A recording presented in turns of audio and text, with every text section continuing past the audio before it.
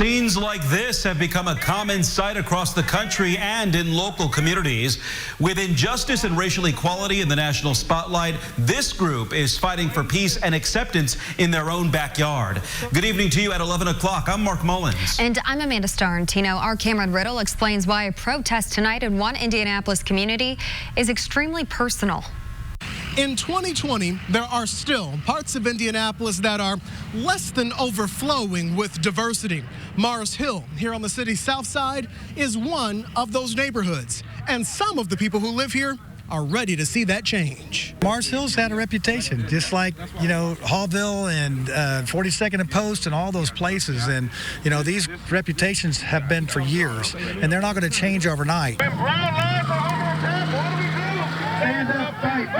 Getting to that change is what this humble group of protesters is aiming to do after an interracial couple moved into the area and, according to protest organizer Elder Tyree Coleman, received a less than warm welcome. This is happening still today, and it shouldn't happen. The police is called on them for false reasons.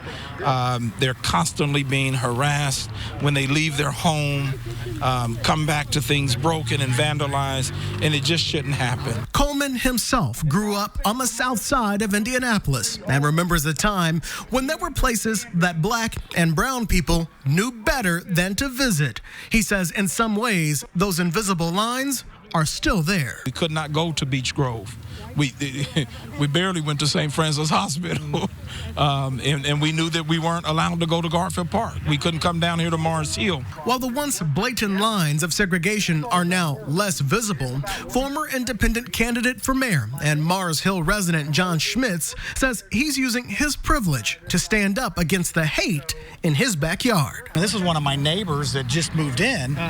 I can't drive by here every day and see her struggling with this and just turn a blind eye. Elder Coleman is looking forward to the day when any shade of Hoosier is welcome in every part of Indianapolis. And I tell people all the time that Indianapolis is really a great place. We have some ugly parts of our past. We have some ugly parts of our present. But when people come together for the greater good, I know that we win. On the southwest side, Cameron Riddle, RTV 6. And organizers say they are planning on more protests in the neighborhood, possibly every week.